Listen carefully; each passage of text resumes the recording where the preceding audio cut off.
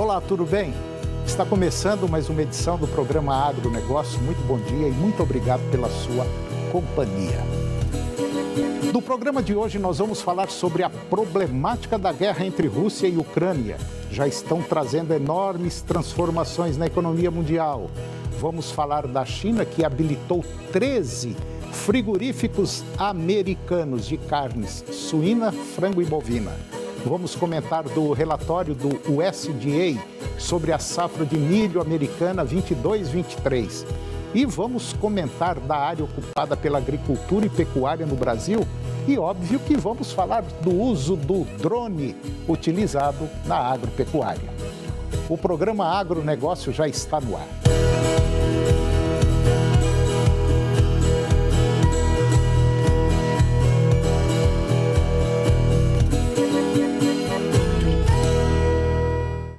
Eu começo o programa de hoje falando sobre a cultura do milho.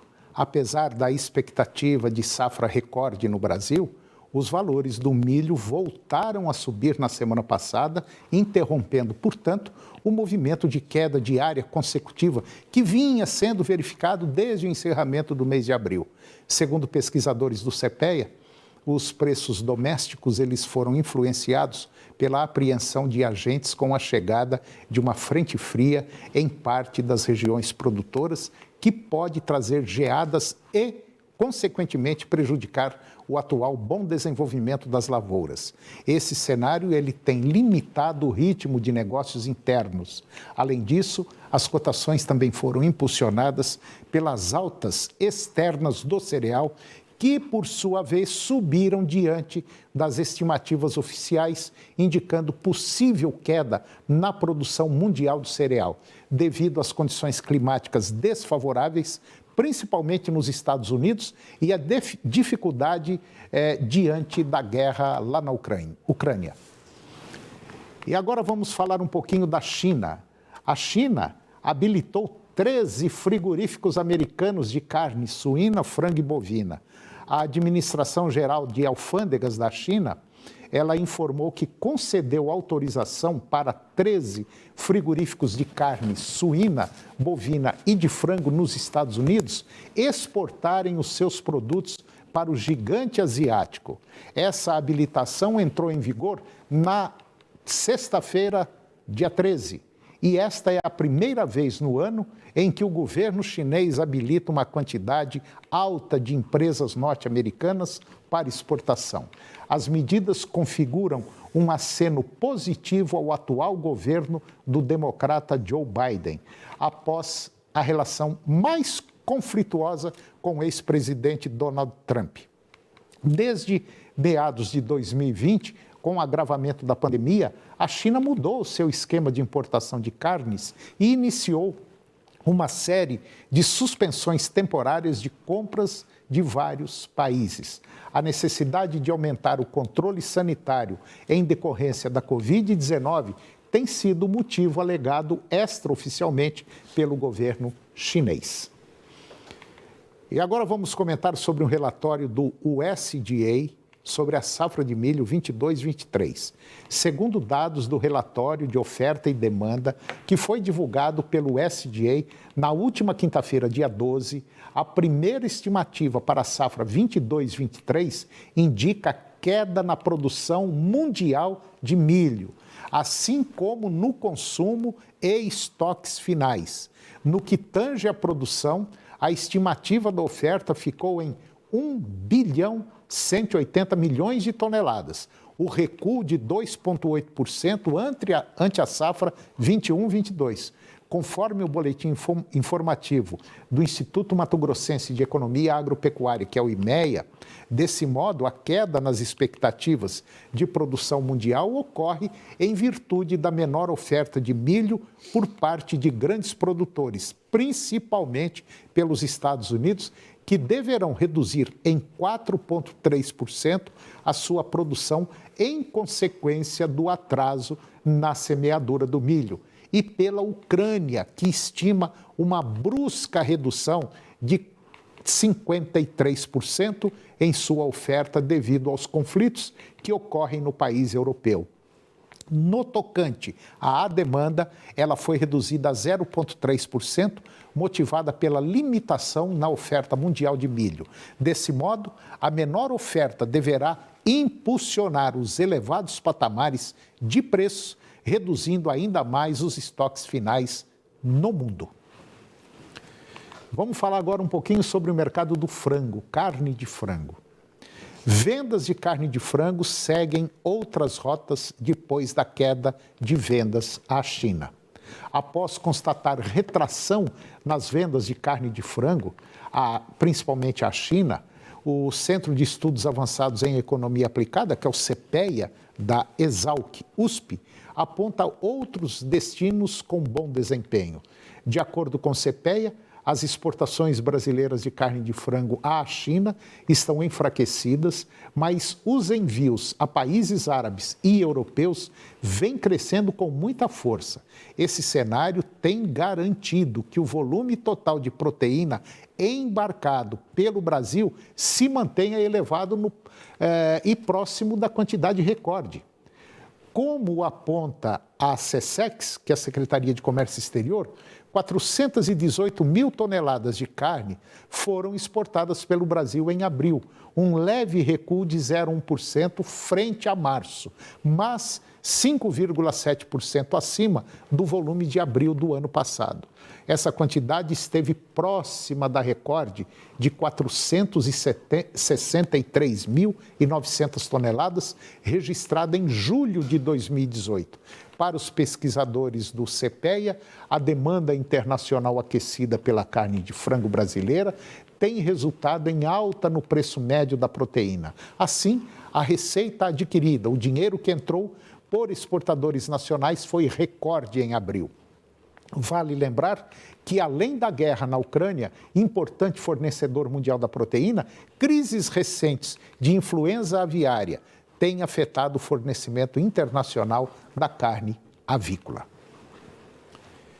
E agora vamos falar um pouquinho mais sobre a problemática da guerra entre Rússia e Ucrânia. Já estão trazendo enormes transformações na economia mundial. As sanções econômicas impostas por diversos países ao mercado russo vão provocar novas altas que podem impactar os preços das commodities no Brasil. Pelo menos é o que aponta a análise do Instituto de Pesquisa Econômica Aplicada, que é o IPEA, em parceria com a Conab e com o Centro de Estudos Avançados em Economia Aplicada, que é o CPEA, e de acordo com esses autores do estudo, ao conflito armado se somam fatores como algumas quedas na produção em decorrência dos efeitos climáticos. Segundo a publicação, os conflitos entre Rússia e Ucrânia trouxe um cenário de incertezas sobre a oferta e demanda globais no mercado agrícola. As commodities soft, ou seja, aquelas extraídas da natureza, mas que precisam ser cultivadas e não mineradas, como açúcar, café e até mesmo a carne bovina, interromperam a sequência de alta e apresentaram queda devido às consequências da guerra sobre a expectativa de crescimento econômico mundial e também a sua menor essencialidade em um cenário de conflitos. Como a Rússia e a Ucrânia não têm peso relevante no mercado dessas commodities, os preços voltaram aos patamares pré-conflito. Esse relatório aponta que a queda na oferta de trigo, o cereal mais afetado pela guerra, vem impactando os preços internacionais e, mais especificamente, o setor de panificados na Europa. Os preços internacionais do grão romperam as máximas históricas em março, chegando a apresentar cotações 76% acima da média no mês de fevereiro deste ano, antes do início do conflito. E agora vamos falar de leite, aquele leite produzido lá na fazenda. Você vai ver que o preço do litro do leite produzido na fazenda subiu mais de 9% para o produtor.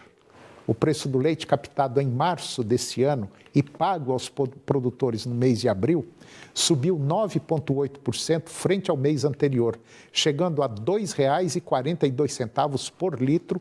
Agora é o principal, na média Brasil, líquida do CPEA. Em relação ao mesmo período do ano passado, houve um aumento de 10,3% em termos reais. Desse modo, desde janeiro, o leite no campo, na fazenda, acumula uma valorização de 10,9%, que são valores deflacionados pelo IPCA de março, quer dizer, já tirado a inflação.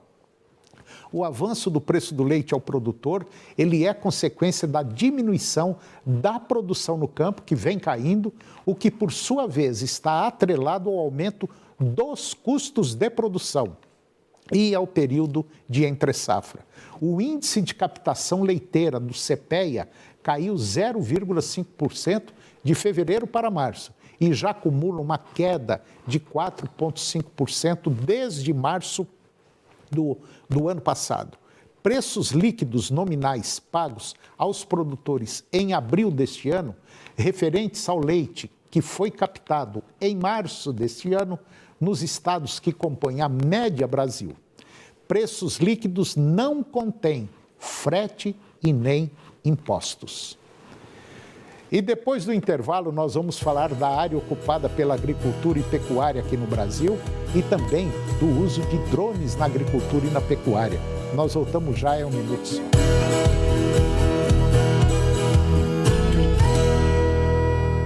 Depois de 3 anos, eles estão de volta a Goiânia. Henrique e Juliano.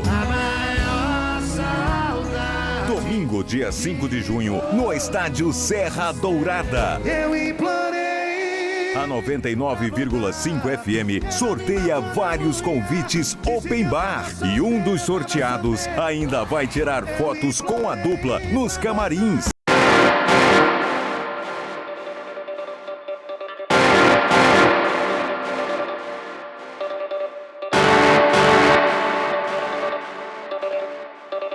Exclusiva da Rádio dos Grandes Shows. 99,5.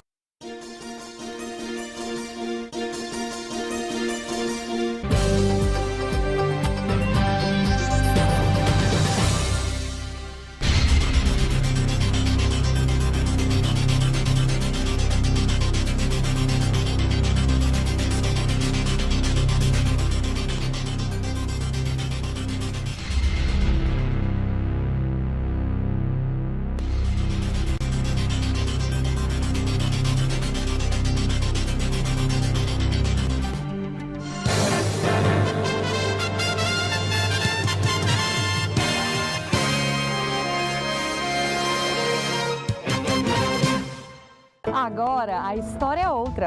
No enfrentamento à pandemia, Anápolis saiu à frente com ações rápidas e eficientes. Foi a primeira cidade do estado a vacinar e também a desobrigar o uso de máscaras. Com a inauguração do novo hospital municipal, Anápolis ampliou os leitos e criou condições para zerar as filas de cirurgias eletivas. Estamos fazendo história. Um atendimento como nunca se viu no coração do Brasil. Prefeitura de Anápolis, orgulho de viver aqui. Você aí que completa 18 anos neste ano, o dever te chama. Você tem que fazer o seu alistamento militar. O prazo vai até 30 de junho. E o melhor jeito de você se alistar está em suas mãos, o seu celular. Baixe o aplicativo do Exército Brasileiro ou acesse o site alistamento.eb.mil.br. Aliste-se, o dever te chama.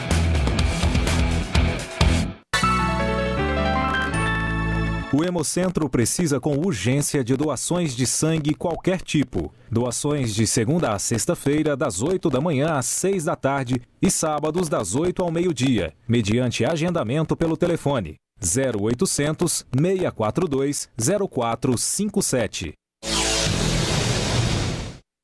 O programa que reúne a família brasileira na hora da brincadeira tá aqui. Nesta quarta, 10h30 da noite, tem Roda Jequiti. Agronegócio. Oferecimento Senar Goiás, a maior escola da terra.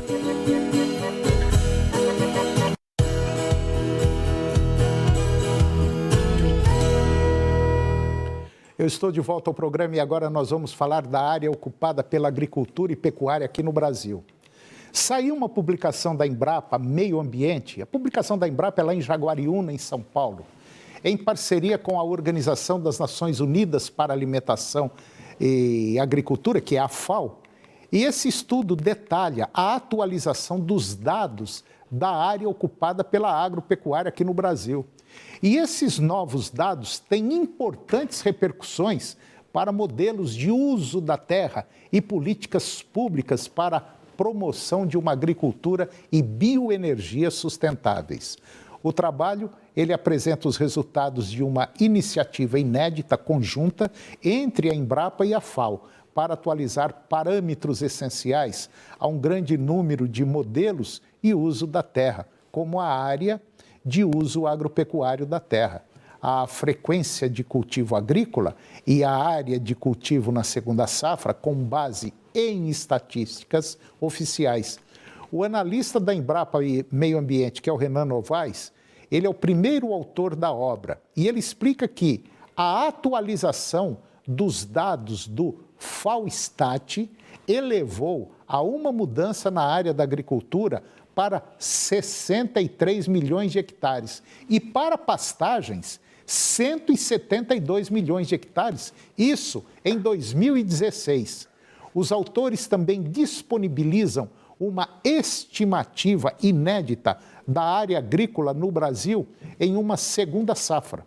Segundo a publicação, a área de segunda safra em 2017 pode ter alcançado 16 milhões de hectares, um aumento de 92% desde 2006.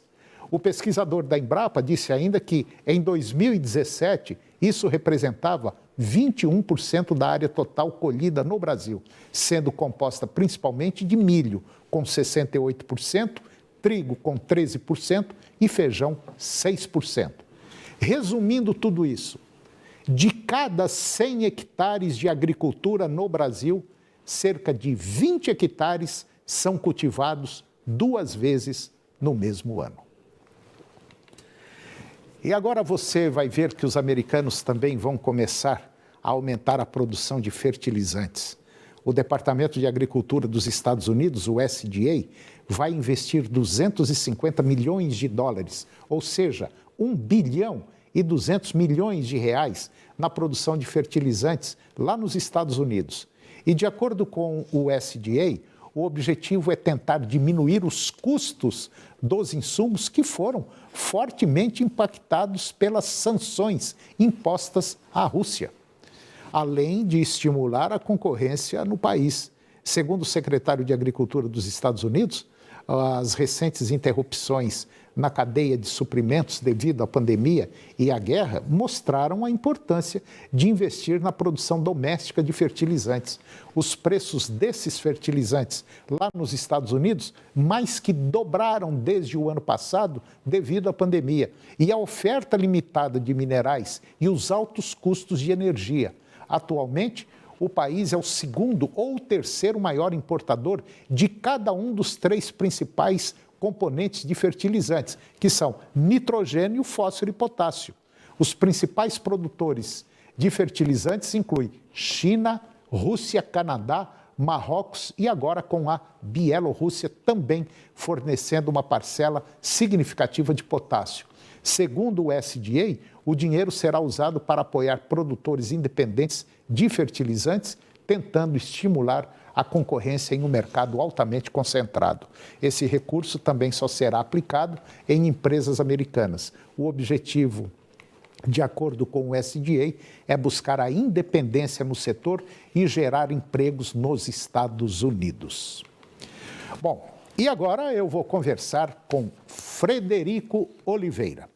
O Frederico Oliveira, ele é diretor da Kelfex, que é uma empresa especializada em pulverização e, vamos dizer assim, pulverização e também plantio com sementes, claro, através de drones. Bom, Frederico, muito bom dia, muito obrigado pela sua presença aqui no nosso programa para falar de um tema interessante, um tema que está na moda agora, que é o plantio, né? Ao invés de ser avião, se faz com drone, e também a aplicação de herbicida, fungicida, adubo foliar, uma série de coisas. Tudo bem? Tudo bem, Toninho? Tudo bem, graças a Deus, e obrigado por ter aceito aí o nosso convite para falar de um tema muito interessante. O Frederico, eu fiquei conhecendo ele num evento que teve aqui, num dia de campo aqui em Bela Vista, onde a empresa do Frederico, a Quelfex, ela fez em uma área dessa fazenda, foi aplicado um adubo foliar. E o resultado foi fantástico. E esse adubo foliar foi plantado com drone. Frederico, como é que está o mercado do uso de drones na agropecuária? Está crescente? Bom dia, Toninho. Bom dia, tudo bem? Primeiro, agradecer o convite de vocês para estar presente. O mercado está super crescente. A procura, como é uma inovação, a procura está muito grande. E a gente está, vamos dizer, domingo a domingo para atender os clientes aqui que nos prestam. Tomara que isso vire até a noite. Muito bom. Agora, muita gente às vezes imagina e fala, mas um drone. Muita gente às vezes imagina um drone pequenininho. Não. O drone que o pessoal usa é mais ou menos aí 1 metro de diâmetro, um pouquinho mais, né? Isso. Tem um bujão, no meio dele tem um bujão, onde você coloca a cauda, ou do herbicida, fungicida, ou do adubo foliar. E esse drone, por incrível que pareça, antes da aplicação, o pessoal faz um mapeamento da área, né? Aonde o drone vai passar. E é tudo automático. Botou o bichinho para subir, ele faz tudo sozinho. É assim que funciona? Isso sim. A gente até brinca que um bom piloto de drone, ele não mexe no drone. Ele programa o drone e ele vai sozinho, né?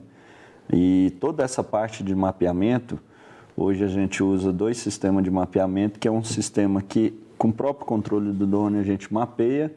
E também tem outro drone, o drone menor, que faz um mapeamento mais preciso. É um drone com uma câmera multiespectral, que esse drone também é o que a gente fala que a gente usa a aplicação localizada. Quer dizer, ele faz um reconhecimento do terreno aonde o outro drone vai andar. Isso.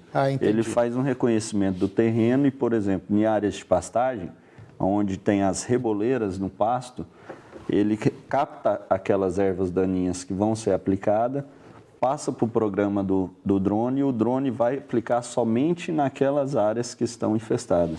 Olha, é um negócio interessante. Para você que é produtor rural pequeno, médio, grande, às vezes você tem uma fazenda onde o trator não entra, contrata o drone. Entendeu? Contratou o drone, é a coisa mais legal. É o que ele acabou de falar. Você imagina uma área de pasto. E lá nessa área, uma área de soja, onde tem reboleiras de plantas daninhas. Isso. Entendeu?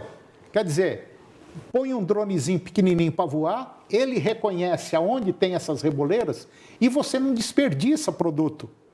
Se você fosse passar um trator, você ia amassar a planta, onde a roda passou já não vai produzir mais, e ia jogar produto fora. Com o drone, não. Ele vai, para em cima, joga, vai para o outro, vai para o outro. É assim que funciona, não é? Isso, e além de ter uma menor compactação, né, porque o drone não está pisando na área, não tá tanto pisando. Na agricultura, que na agricultura evita o amassamento das lavouras, né? Tem então uma estimativa que a perda no plantio de soja chega a 5% da área. Com o trator passando. O trator passando, o pulverizador.